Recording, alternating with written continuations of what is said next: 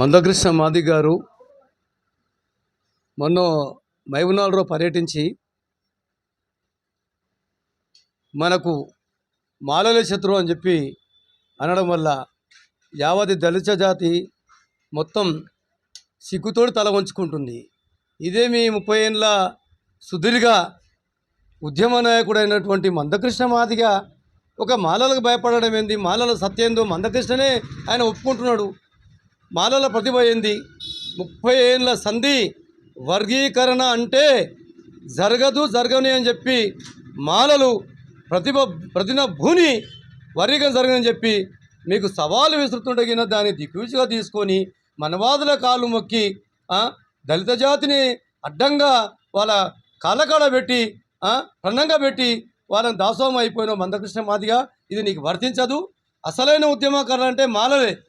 నీవు ఒక మనవాదుల కాళ్ళు మొక్కి వాళ్ళకు ఒక బ్రోకరిజం చేస్తున్నావు, దళిత జాతిని బదలాం చేస్తున్నావు, ద్రోహం చేస్తున్నావు. వాస్తవంగా మేము ఈ ధర్మయుద్ధంలో మాలలే ధర్మాన్ని సాధిస్తారు, విజయాన్ని సాధిస్తారు. నీ వర్గీకరణ జరగనియము. మేము రేవంత్ రెడ్డి గారిని ఒకటే కోరుకుంటున్నాం. రేవంత్ రెడ్డి గారు, మీరు వర్గీకరణ అంశం మీద మీరు ముందలేసుకొని వర్గీకరణ చేయదలుచుకుంటే మాలలు మొన్న మీకు షార్ట్ చూసిండ్రు. నాగర్ కర్నూలులో డిసెంబర్ 1 తారీఖున మాలలు ఉద్యమించి ఉద్యమ కెరటాలై మాలల మహాసముద్రాన్ని చూసి మీరు దానికి ఏం డిసైడ్ చేసుకుని మాకు తెలియదు. కానీ మాలలు ఇప్పుడు ఒక దిక్కిచ్చిగా డిసెంబర్ 1 జరిగే మాలల మహాసముద్రాన్ని మేము చూపించబోతున్నాం.